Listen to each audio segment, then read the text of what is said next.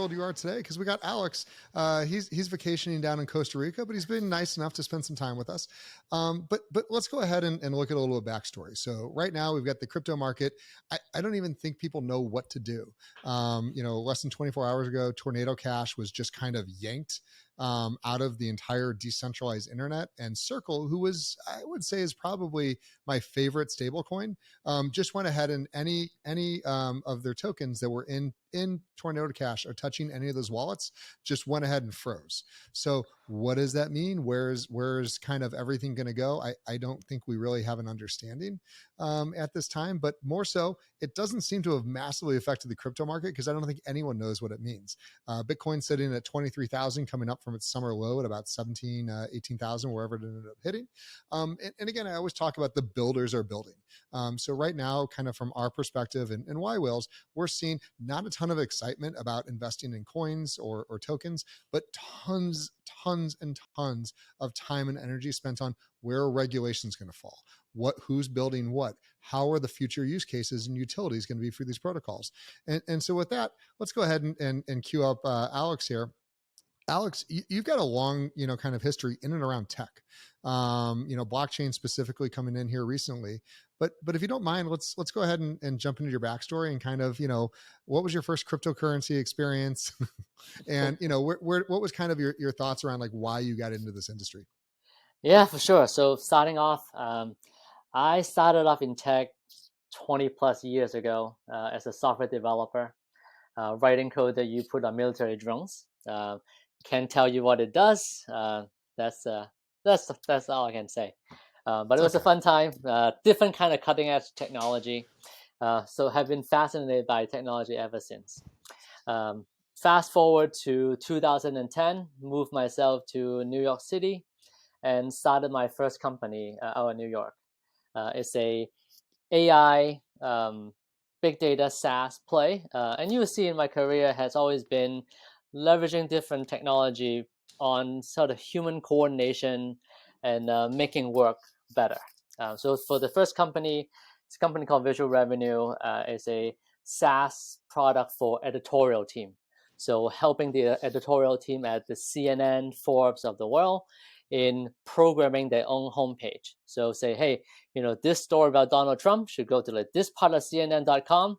We help you A/B test live the headline as well.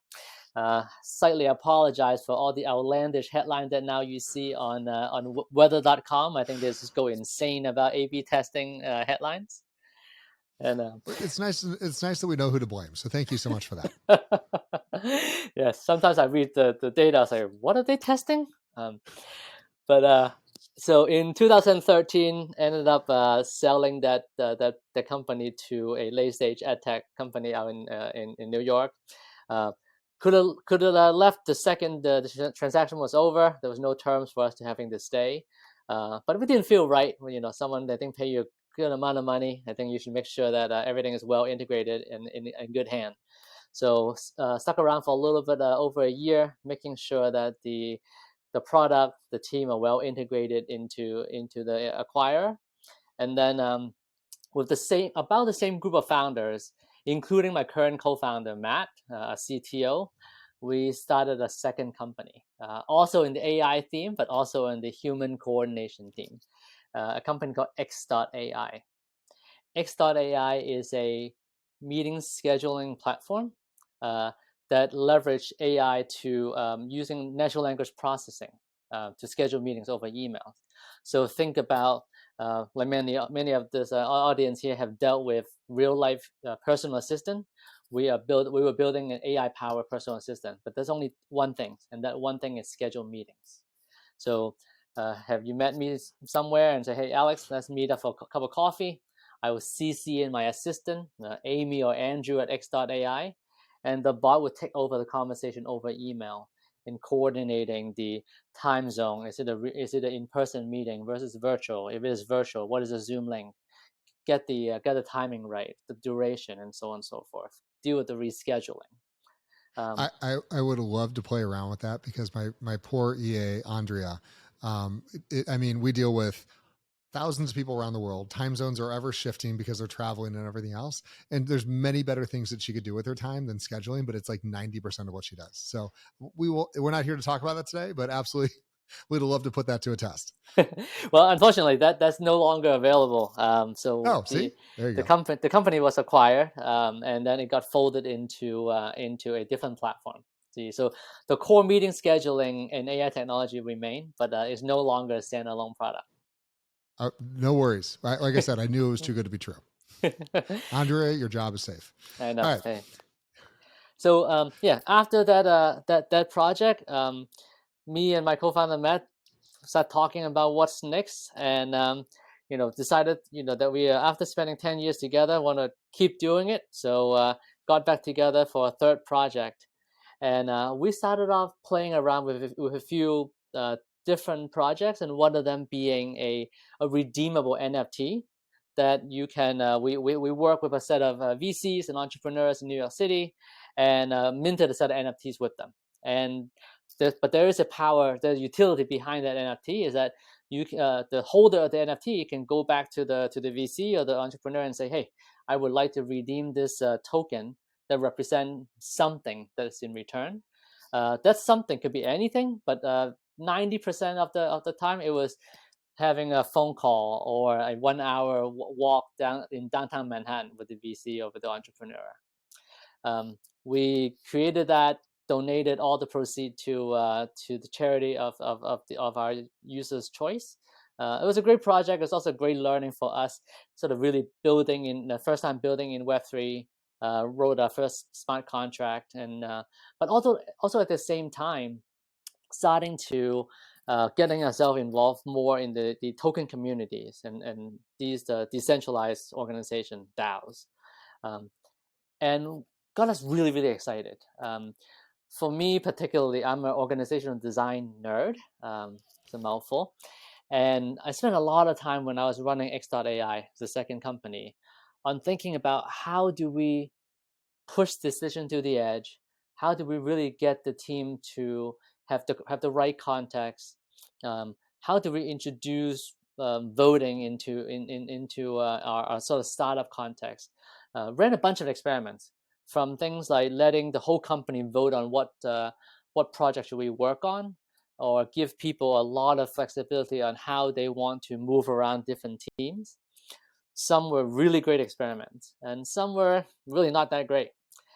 So when we started to getting ourselves involved in DAOs, we just figured that there's just a whole new level of opportunity to be able to build and create these set of communities that were really not possible before, having tools like token and smart contract to facilitate distributed work or distributed organization. That's how we got into Web3 and starting CharmVerse. Well, it's a fabulous story, and I I have to say I really commend you guys for the fact that you've found a great partner, and you've done multiple businesses with them. My longest partner is Erin, and I've been with her for now 3 companies, and I entirely know how much it's beneficial to have that kind of asynchronous, like you guys just think together, like where you're what you're working on. And really, again, bouncing around to a lot of things. So you've kind of gone into AI, and now you're over here in blockchain. Have you integrated yet any AI into things you're doing? Because generally, once people start thinking about, oh, the bots run it, like you're not even promoting it, but it's just there. Yeah. So whenever I talk to people about AI, so of course, all my investors, well, not all, but certainly many investors of ours, and looked at our track record and say, you know what, yeah, what are we going to do with AI and DAOs? That will come in the future, because as you can imagine, kind of operating a DAO and the many transactions, having data both on chain and off chain, is kind of a AI enthusiast's dream, really. Oh yeah. But I think the trick to get to AI first is actually having a large amount of well-labeled data, which I don't think we're quite there yet when it comes to decentralized organization. Yeah, and so let's I like to say DAO is decentralized autonomous organization is what it stands for. And the reason I have to point that out is because there's so many people that thinks the A stands for anonymous organization, and it's not. And so clearly, you're building a community, and communities are in yWhales' opinion, they are going to be the pinnacle of Web3 going forward. The core concept around the fact that you can take a group of people around the world, and that have never met each other, may never be in a room together, and you can build what looks like a company, provide ownership, provide shares, provide voting rights, governance, and a variety of other roles and responsibilities, all from your computer, and it's all logged.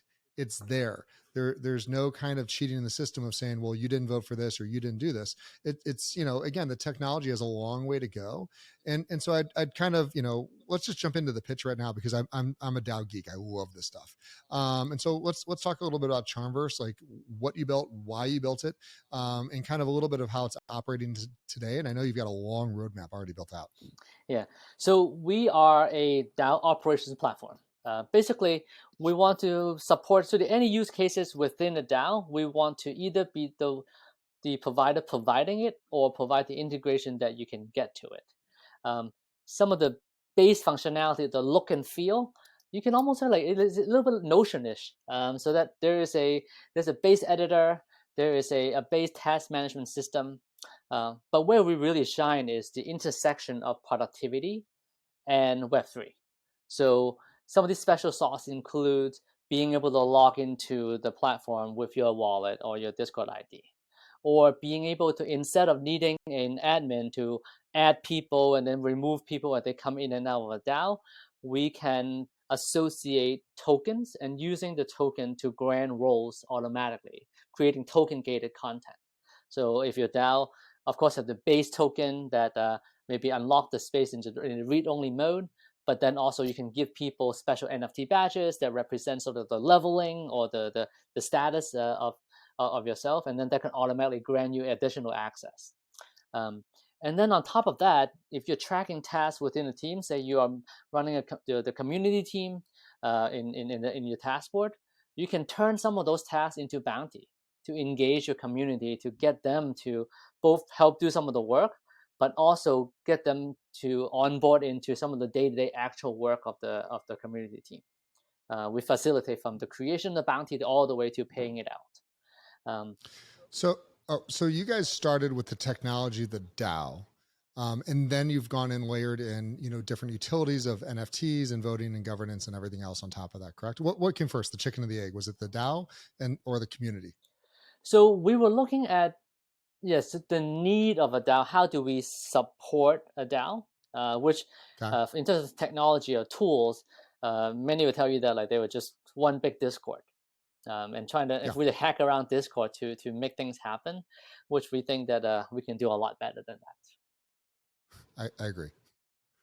Yeah, so I'd like to point out, there's a number of these projects that exist today that don't have any technology to back up what they're doing, and so I think that what Alex just said is very true. There's some very prominent NFT, profile picture projects that are out there that have raised tens of millions, in some cases hundreds of millions of dollars for their projects, for their DAO, of which it's managed entirely on like Google Sheets.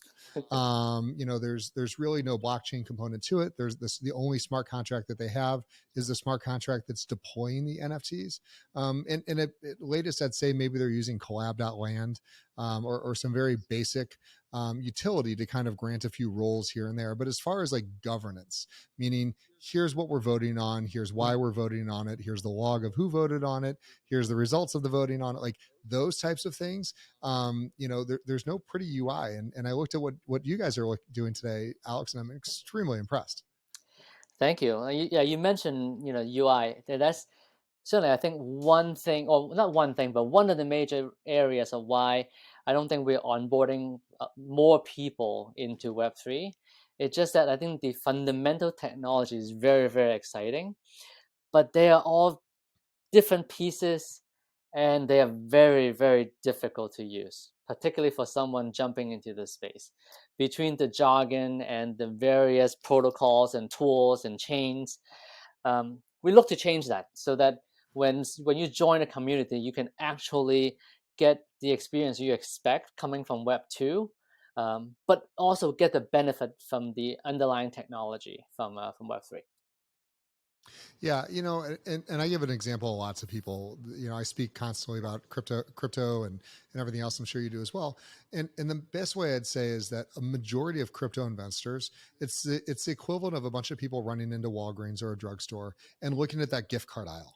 There's all these gift cards of various companies, and some are shiny, some are red, black, white, blue. They've got various numbers on there, and it's as if people have no idea other than the fact they're going, I have this one, and I'm collecting all of them from this row because I like all the ones that have these types of names on there.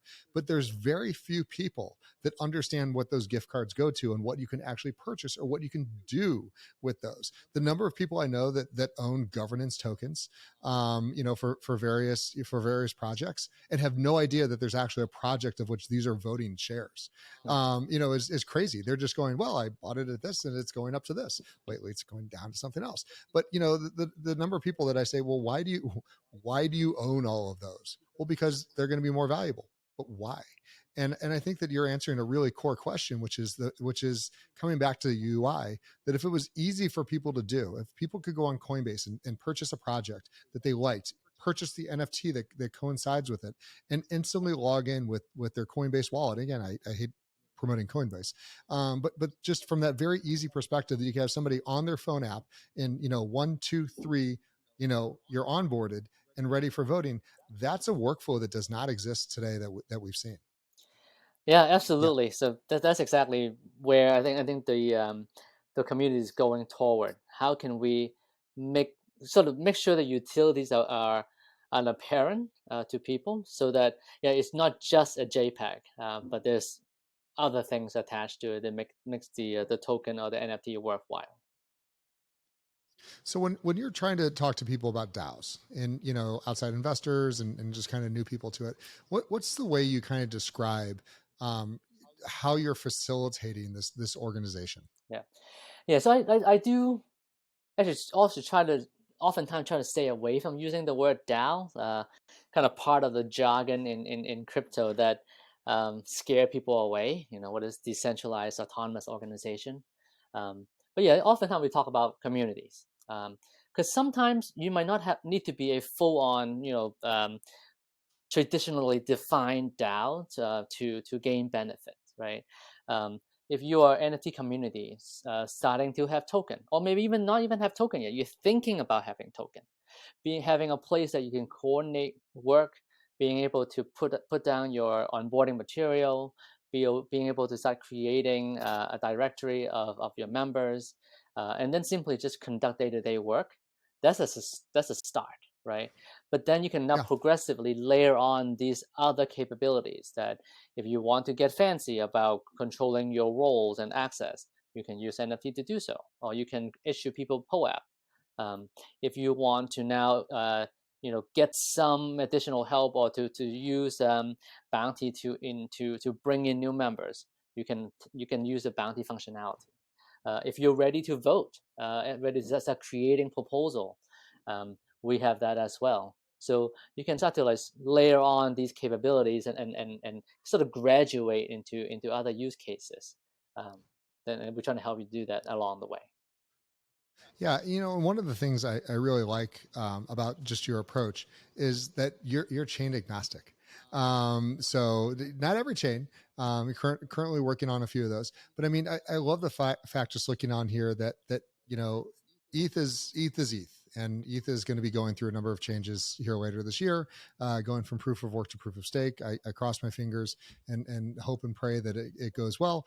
But I'm not holding my breath for that, because I think there's a number of challenges that are going to occur, not from the fact that everyone's not working very diligently, but just give the hackers some time. They're not going to be the ones that are showcasing bugs until they have time for the exploits. But just the fact that you're kind of going, look, the technology is above any one chain. The core concept of connecting people is really cool. And so how did you guys, because there's very few projects like you that are going, right off the gate, we support what, 8, 9 different chains? Yep. Yep. Yeah. Again, we want to be where our communities are, right? So if they are issuing um, NFTs on Polygon, we want to make sure that those are included, in those communities are included in our platform, are not excluded. Or like our platform be a lot less powerful if you if you want to want to pay others with your chain or with a particular token that's not ETH. We want to make sure that like those are all possible. So help me just like walk through. So yWhales, we are going, you have no history for us. We will be changing over to a DAO. Right now we're a traditional company. We're a Delaware LLC, and we did that by design, but we're kind of pre-baked, ready to go on chain. So let's say we're coming to Alex and we say, hey, we would like to onboard our members. We've got 1,300 members around the globe. Just walk us through the process of what that looks like from the initial, kind of building out the smart contract, distributing shares, creating votes. What is, kind of how long does it take, and what's the process? Yep. So typically what I will start off with, it would be sort of creating a set of pages in our system to simply, those are your public pages that describe what yWhale is, what are some of the key things, like what are the mission and vision of the would-be DAO, maybe even some of the initial community call notes or recording, being able to having it there so people can just get a sense without sort of joining. But then would be, once they are ready to go, be able to direct them to either the NFT or the token minting site. To this is where you get started to buy one of the buy into the DAO, right? And then on the flip side of that is, once you have gained access to the token, then you unlock sort of the remainder of the space that the token unlocks. And as a start, perhaps everyone sort of gain, maybe there's 2 levels of access. One is that, all the 13,000 members then be able to, just get sort of read only across the whole space if you are take on a more, built-in public transparency model. And then perhaps there is for the core contributor, there will be a private sections where some of the more sensitive area can be kept in the meantime. And that will be sort of your start. And then you can start to layer on task tracking, bounties, voting, or even just doing lightweight polling about what you want to do. And then one thing we didn't quite talk about is reputation. Every DAO member will get a profile page on CharmVerse, so that you can start sort of build out your Web3 resume using CharmVerse. Fabulous. And you're still early. You're still in alpha, correct? Yes. Okay. How many testers communities do you have right now testing? So we have a few thousand. Wow. So you guys are like, you guys are just, everyone come on board. How's it going? What are some of the larger ones that you have? So well, the largest one we can't disclose yet. But so there are a few Harmony DAOs that are on our chain. So we actually have been fortunate to get some grant from Harmony, as well as they sort of see the value that we bring to the different Harmony communities. So yeah, some of the larger DAOs are like the Harmony community DAOs or the validated DAOs that are out there. That's fabulous. No, I love that. Congrats. So clearly it's, again, a concept of which is resonating with a bunch of people. Let's take a step back and let's just talk about kind of the overall blockchain Web3, ecosystem as well. We saw Olympus DAO, which is, a very different structure than what you guys have. We saw them go from 0 to 3.3 billion in about 7-8 months, and then come crashing down, shortly thereafter. What was your perspectives on watching, kind of that organized community, build up that quick, and then, what were your thoughts around their failures? So partially, I think is demonstrating. One part is really exciting, and the other part is to learnings on that area, right? So I love the idea that in Web3 we are not paying Google or Facebook for ads. And instead finding different ways to build up the user base. Olympus DAO and many others had experimented very successfully in how do you leverage tokens or token mechanics to build sort of new way of user acquisition. And I think there's continue to have more and more experimentation in that area. That's super exciting. Yeah, I mean the fact that they could even scale. I mean that's the thing that is so big, is that for you've done VC work, for 20 plus years. You know what it's like to take money in, to do it, ethically correct, and legally correct. It's a big lift, and suddenly now you have these DAOs, and you're US based. So am I. So we have certain laws to follow. But if you're kind of international and you say, laws don't apply to me, you can dynamically really showcase some interesting parts of this technology. And I don't recommend that for anyone from an investment perspective, because the other issue with Olympus DAO is they raised the money illegally, so they could not deploy it. Because any VC, if I went to Alex and said, "Hey, Alex, I'd love to invest in your project," and I'd say, "Hey, I'd like to give you $10 million," he's gonna be like, "Great, this is fabulous," and he's gonna hand me a whole bunch of paperwork to fill out, and I can't respond back going, "Well, I'm a DAO. I don't have this paperwork." He's gonna be like, "I ain't touching your money," and that's the reality of it. And I think that a lot of people really failed to understand that this is Olympus DAO was a very Napster moment. It proved that the technology was viable, but it did so in an illegal format. And listen, I'm going to get nothing but hate mail from all the people saying, it's decentralized and blah blah blah blah blah. That's great. At the end of the day, Napster was not decentralized, but it was a bunch of people that was making the argument that I had bought the CD. This is my music. I can do whatever I want with. And let's be clear, didn't matter what your argument was or how sound you had it. Here we are a decade plus later. And we've seen that quite simply the laws are going to hold up. Looking at what just happened with Tornado Cash. I don't see anything wrong with what they were doing. I don't even know what law they were violating. Right. But quite simply that the government's going to come and say, we don't like you, and you're just erased from the internet, or hey, we're going to punish anyone that interacts with you. And so I look at coming back, long circle, coming back to where we started here, that what you're building right now, and the fact that you have known entities, that you do have onboarding, you do have dashboards, you do have these tools in place, will absolutely allow those DAOs that do want to create a real company, that do want to have real long-term value. You're giving them a fighting chance to at least try to adhere to local national laws.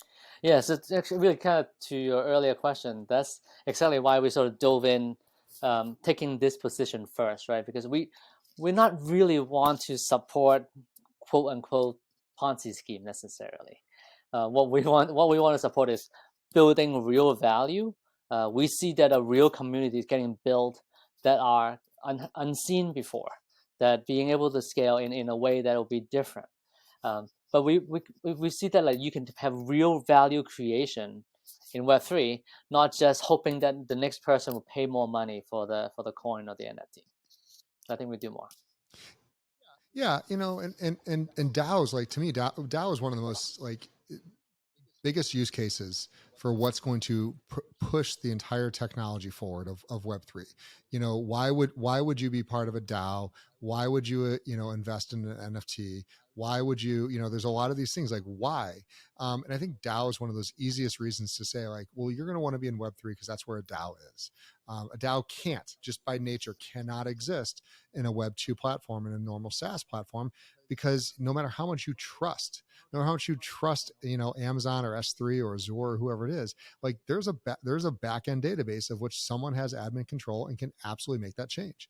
The difference on blockchain and the transparency that you have there is you need to have that level of trust. And it doesn't matter if somebody gets in and messes with it. You know where the history was, and you can pick up where you left off. And so that level of trust, I think, is going to be one of the largest dynamic changes on Web3, is exactly what you guys have built here today. Yeah, absolutely. And then we are also very excited about the ownership side, right? Just to be able to really, again, sort of bypassing, instead of paying Facebook and Google, that some of those allocation now goes to early user, early supporter, early people who really believe in the project and really spread the word about the project. Of course, also people who are building the project as well. But I think that is such a big change into how hopefully large organization can be built in a much more equalizing and fair way.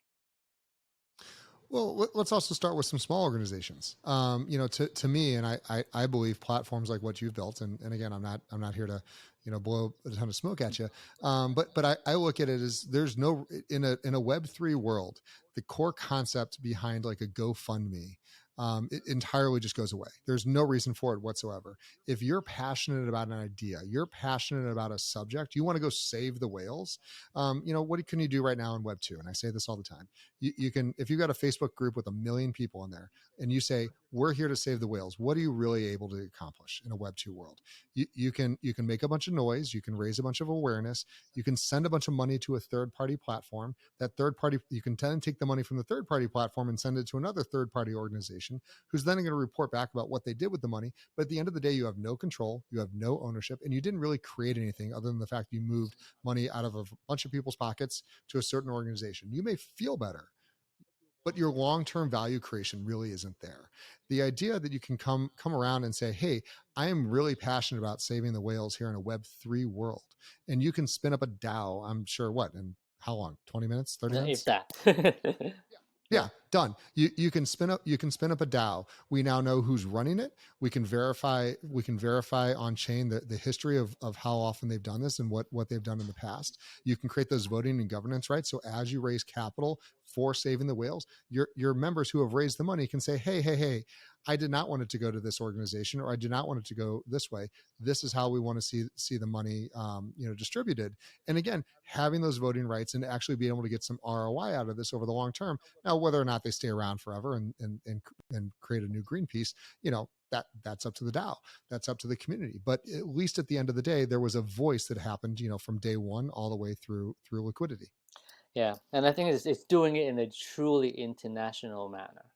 That I think like a lot of organization community really was very US or European centric. And I think when you look at DAO, it's almost flipped the other way. That there's a ton more contribution from Asia, from other parts of the world that are not often seen compared to many other projects, particularly that I have dealt with or have observed in across the past 20 years. Yeah, I mean, I can absolutely have the conversation that I look at DAOs as the next evolution of companies. For a lot of part of the world. So let's go ahead and talk about the second and third world countries. They don't have like the ability just to spin up an LLC. That you can't just go down to the local courthouse and say, hey, I'd like to incorporate, and here's how I want my shareholders agreement to look. And even if you did, it wouldn't hold water because most of the laws in courthouses in some of these countries are essentially non-existent. So the fact that you can get together a group and say, here's our core mission, here's our core values, here's how we're going to distribute voting and rights and everything else, and it's all unchained, it's all understandable. And if someone goes, I don't like this, I don't want to deal with it anymore, great, go sell your stuff and someone else will come on board and pick up where you left off. To me, like I said, there's very little technology in Web3 that's more exciting than DAOs. Preaching to the choir, man. So what was some of your some of your examples that you've seen of just some amazing success coming out of some of your communities? You've got 1,000 of them. There's got to be a few good stories.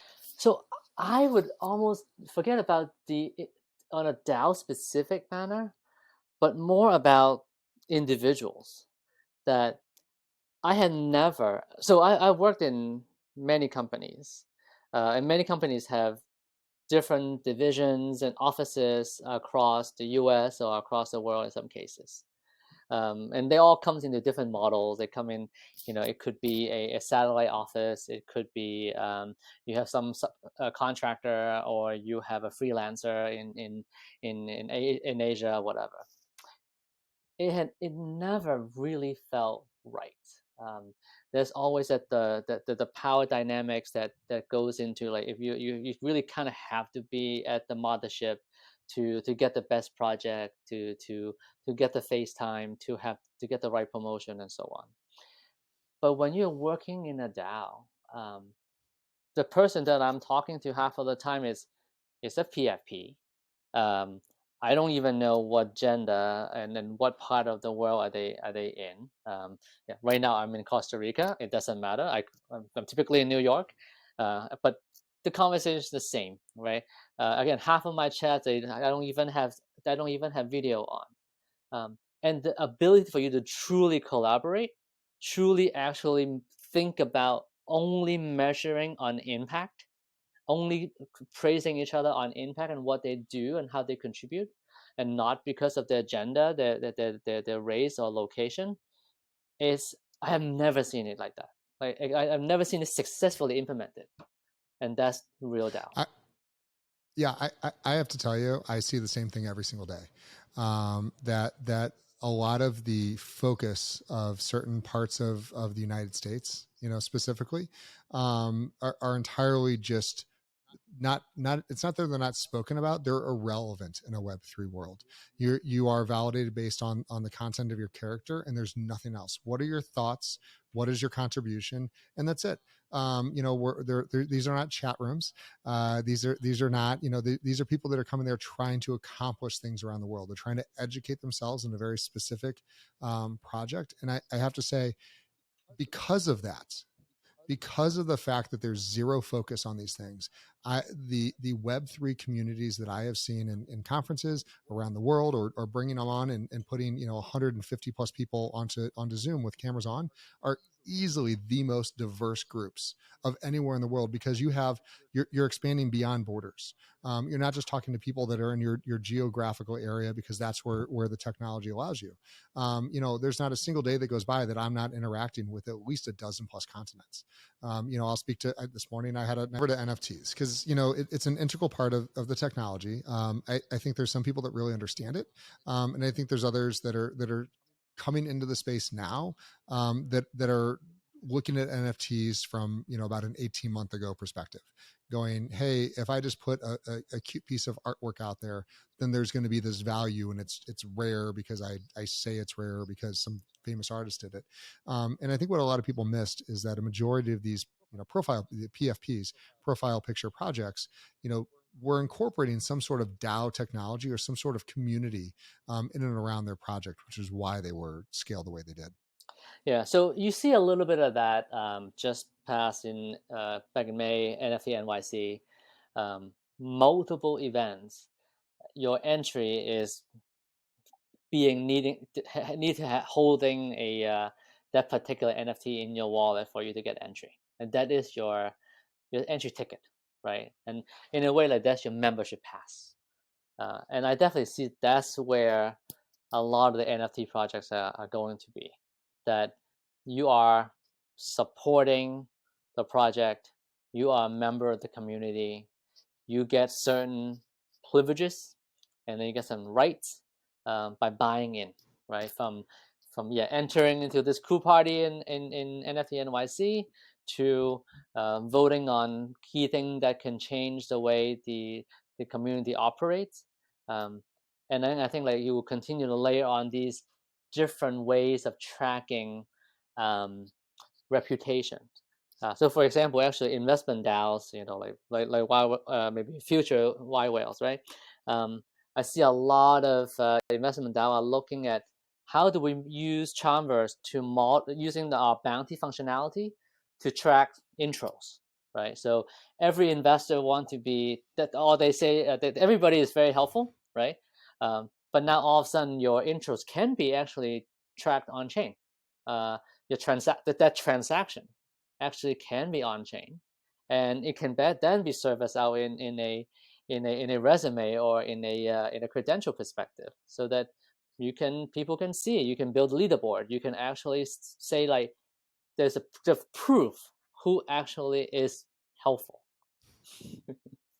Yeah, no, listen, here's a question I have, because when we start talking about utility of tokens or NFTs as well, there's this nasty little agency called the SEC. And if you provide too much value to your token or your NFT, it then gets labeled as security. And if you're security now, like there's knocks on your doors, and it's a very uncomfortable situation.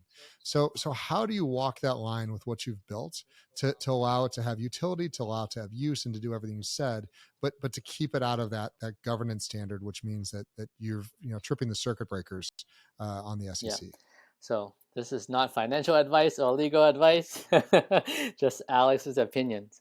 I mean, I think a big part of it is, again, seeing it as more of a membership badge, and going from that point, right? So if you buy in to your local golf course membership, that's not a security. You certainly have rights to use the golf course. You might have rights to bring in some guests, but no one will call that membership badge a security. So I think like that's sort of the storytelling way of thinking about the line of Yeah, it's a good story to tell yourself. And this is, it is, there's no right way to do this. So, to be clear, I'm not calling Alex out on this in any way. I'm honestly curious if he's found like the loophole. It's just going to take some time.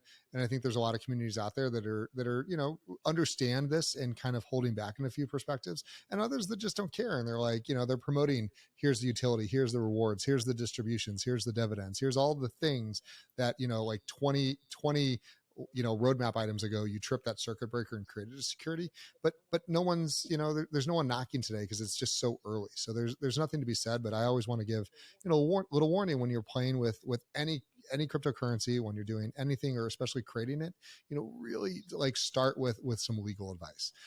If you want to play with the technology, understand it, know it. But as soon as there's money involved and it's important to you and whatnot, it's not hard to call a lawyer. We've interviewed a number on the show, so there's my disclosure. You gave yours. Now we can move on. So the other part of this is Alex, you've put a lot of time, energy into this. You've taken your experience from 20 years of building technology, and you've open sourced it. It's on GitHub, correct? Yes, it is. Talk me through that process. So again, we use the word community must have been 20 times in this over the past hour, and this continue to be the case, that it is about building a technology to serve the community, that we will have ways to capture value in the future, but for me, like the key